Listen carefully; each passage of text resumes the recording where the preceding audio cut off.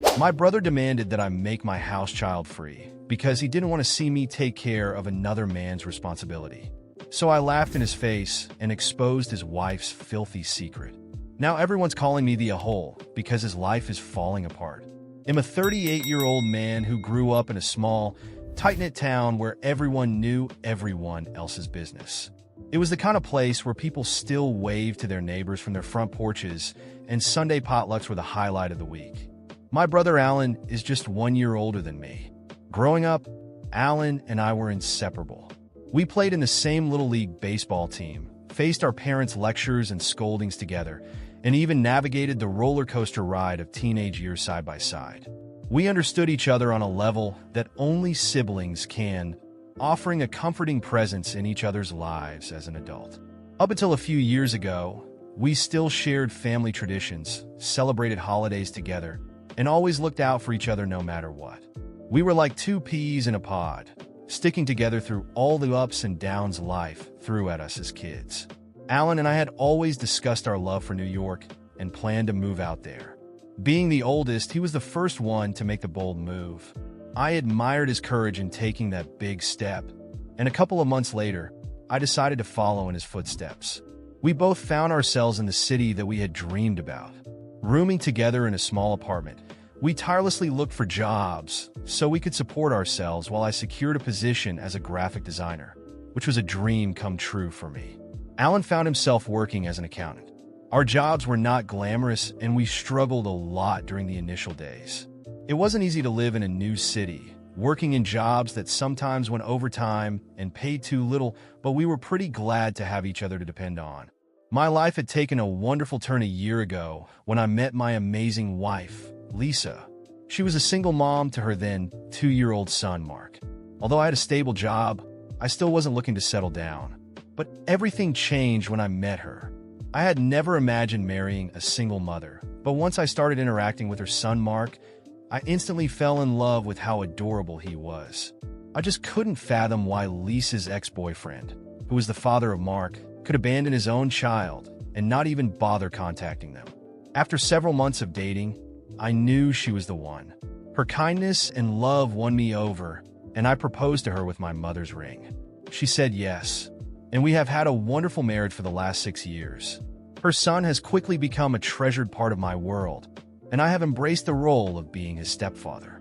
The love and care I feel for this young boy is just like what I would have felt for him if he were my biological child. I had always dreamed of having my own family one day, and I absolutely love them both to bits. Meanwhile, Alan had always held some reservations about Lisa and didn't shy away from sharing his concerns with me.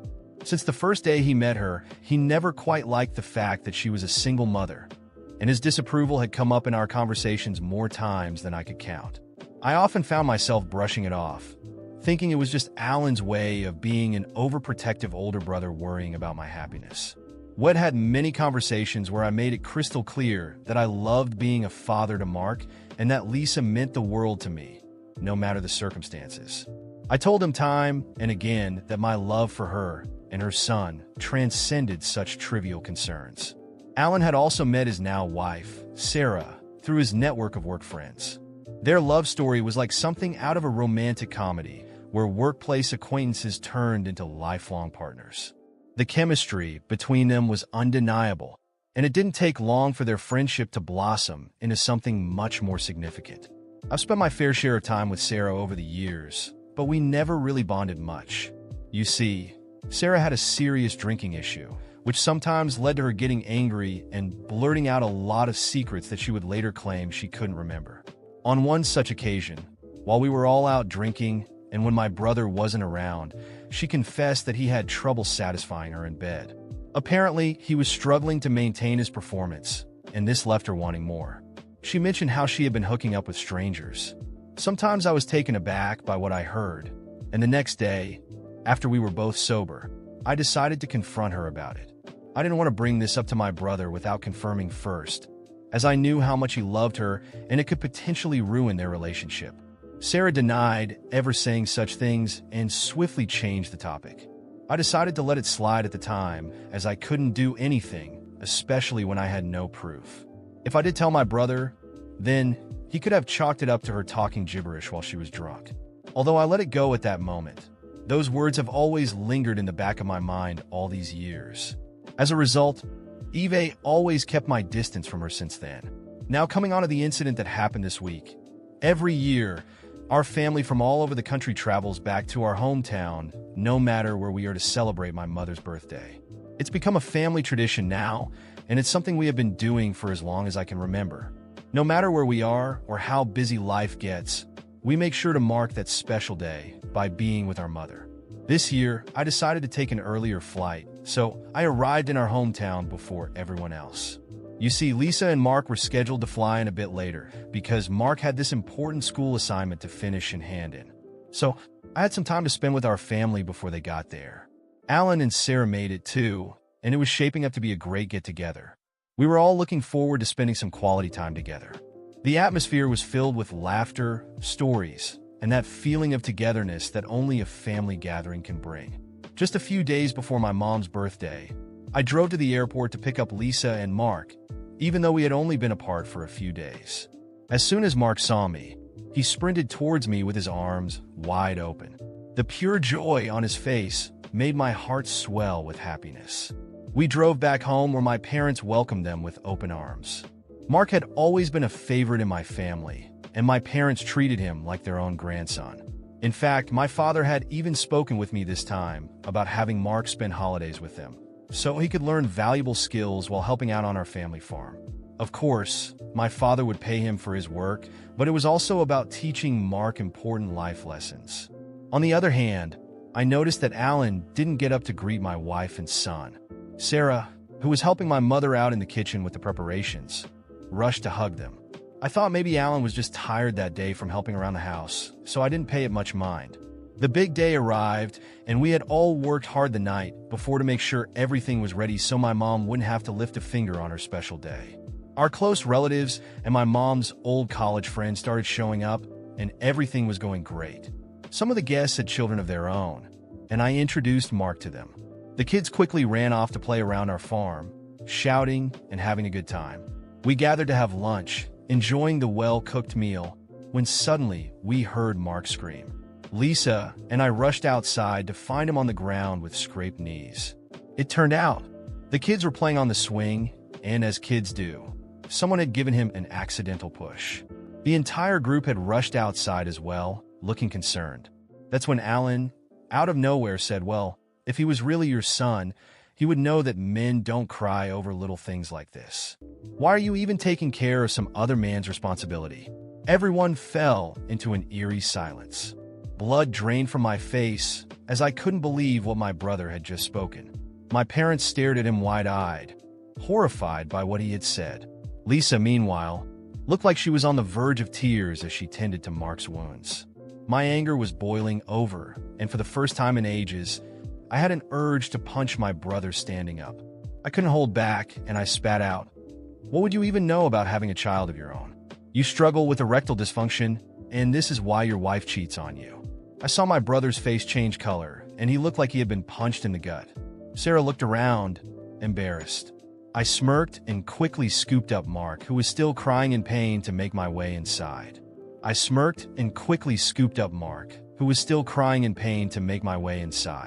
If my brother could utter such cruel words in front of my son, I didn't want to be around him anymore. My son deserved better than this. So I told everyone we would be leaving. I rushed to pack our things as Lisa tried to change our flight booking to head back home. Thankfully, the airline accommodated our request to change our return dates. I went downstairs to talk to some of the guests so I could tell them goodbye before we headed to the airport. Some of them understood my sudden departure and let me know that I was doing the right thing. My mother, however, was doing her best to convince me to stay and let go of the situation. I told her it would never happen until my brother apologized for his insensitive comments about my son. After leaving my parents' house with Lisa and Mark, I tried to move on with my life, but the resentment over Alan's words still burned inside me. What bothered me the most wasn't just what he said, but what it represented. To him, taking care of Mark was humiliating. And worse, he threw that in my face in front of the entire family. Something changed in me that day. I decided that if he didn't value our relationship as brothers or respect my family, I had no reason to keep any ties with him. In the following weeks, our mother kept calling, begging me to reconsider and let the incident go. She claimed Alan was going through a tough time, and I had been too harsh by exposing his secret, saying now he was devastated. But to me, that was just a cheap excuse. If he had the nerve to humiliate my son, he could deal with the consequences. And it didn't stop there. I found out from relatives that Sarah had filed for divorce just days after the incident. They told me she stormed out of the house, saying she couldn't stand living with someone who embarrassed her, especially now that everyone knew about the cheating and his intimate problems.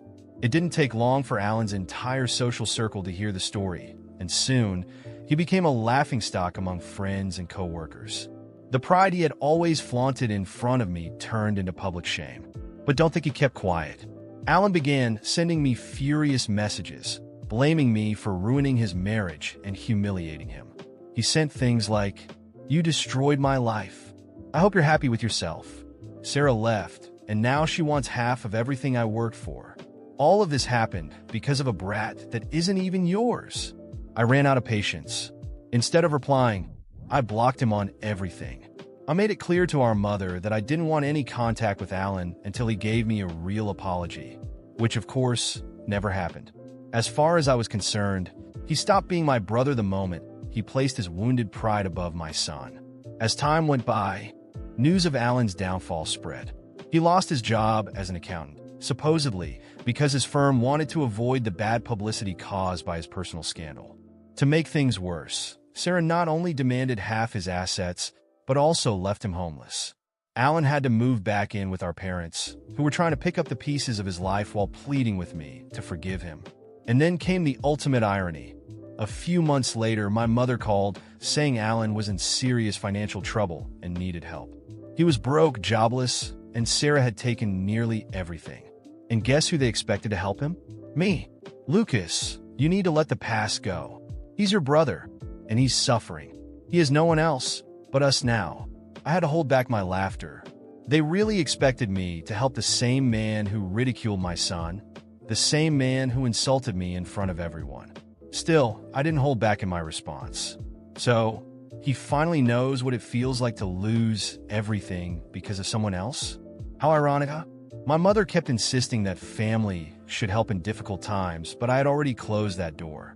I explained that my priority was my wife and son, and that Alan, just like me, had to face the consequences of his choices. A few weeks later, I got an unexpected message from Sarah. She wanted to meet up, saying she needed to talk. I found it strange but agreed. We met at a quiet cafe, where she dropped a bombshell. Alan was trying to sue me and Lisa, claiming we had damaged his reputation and caused him financial losses by exposing his personal life. "He wants you to pay compensation, Lucas. He's saying that because of you, he lost his job and his marriage." I didn't know whether to laugh or be even more furious. It wasn't enough that Alan had tried to tear down my family emotionally. Now he was trying to ruin us financially too. I looked at Sarah, dumbfounded, and asked, "And what about you? Are you supporting him in this madness?" She shook her head and gave me a sly smile. "No, I came to warn you because I want him to crash and burn. After everything he did, I hope he rots alone." That was the final straw for me.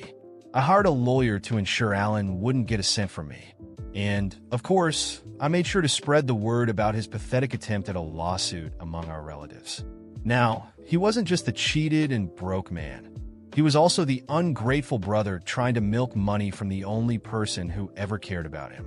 While Alan sank deeper into debt and loneliness, my life flourished. My design business thrived, and Lisa and I were planning to have another child. Mark was growing up happy and healthy, surrounded by love. I never had to prove to anyone that he was my son in every way that mattered. Our bond spoke for itself. Last Christmas, my mother made one last desperate attempt, calling me again. "Alan is spending Christmas alone, Lucas. He has no one. Please, son, at least talk to him." I took a deep breath and replied calmly, "He made his choice, Mom. Now he has to live with it." I hung up the phone, feeling an indescribable sense of peace. There was no longer any room in my life for people who didn't value my family.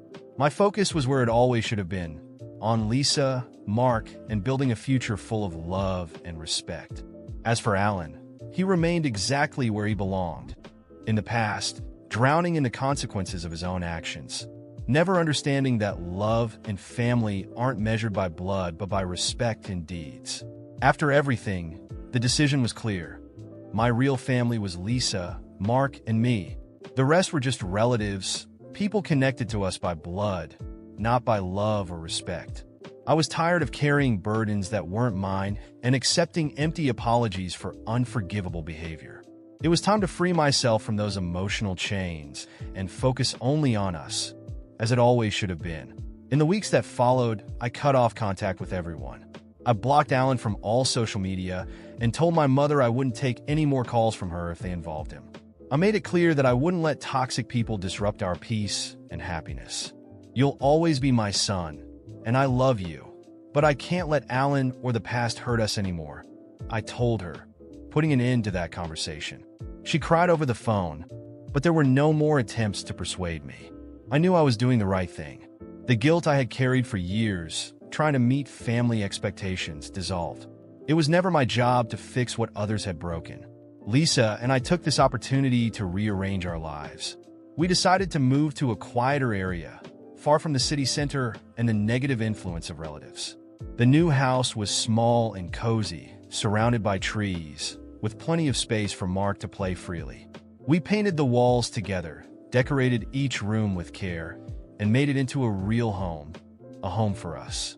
Over time, Mark grew up happy and surrounded by love. I never needed anyone's approval to prove what it meant to be his father. Our moments together spoke louder than any title or opinion. On weekends, we played soccer in the backyard, watched movie marathons, and I taught him how to draw. Those little moments were everything to me. We also distanced ourselves from family gatherings and holidays. No more reunions filled with tension and false smiles.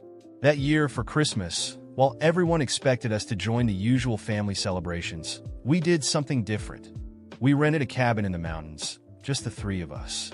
On Christmas Eve, as snow fell outside, we lit the fireplace, opened presents, and toasted with hot chocolate. Mark hugged me, his eyes sparkling with joy, and said, "Dad, this is the best Christmas ever." In that moment, I knew I had made the right choice. My happiness was right here with them. Isolated from external interference, my design business thrived more than ever. With more time and fewer distractions, I focused on growing the business, and soon new opportunities came our way. Lisa was also flourishing, returning to her studies and launching her own online store, something she had always dreamed of doing. As the years passed, we achieved things we had only dreamed of. We built a stable and comfortable life without relying on anyone.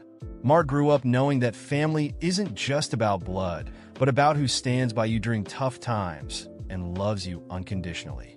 I taught him that he didn't need to live up to other people's expectations. He just needed to be an honest and respectful person. Occasionally, there were attempts to reconnect. My parents sent messages trying to restore some kind of relationship, always bringing up Alan, as if I owed him something. They told me he was spiraling out of control, deeper into his own mistakes, and desperately needed help. I read those messages and deleted them without replying. I felt no anger, only a quiet detachment.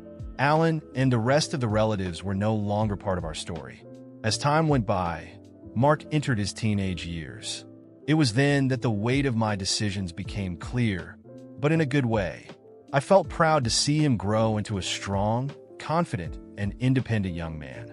He knew that love wasn't earned with words or empty promises. It was shown through actions, day by day. That was what Lisa and I had given him. One day, when Mark was 16, he casually asked me, "Dad, why don't we talk to the rest of the family?" I thought for a moment and answered, "Because family, son, is who loves and respects you. And that's us. The rest, they're just relatives." He smiled and nodded, as if he finally understood.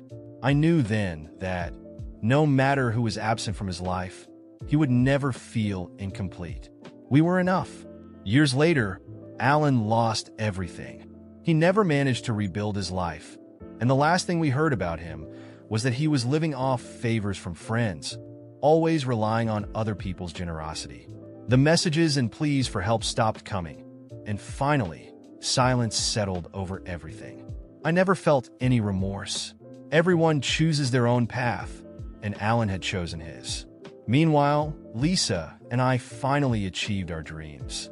We saved enough to travel the world, and when Mark graduated from high school, we took a long family trip, starting with Europe. I remember the joy in Mark's eyes as we walked through the streets of Paris, trying new foods and laughing together as if nothing else in the world mattered.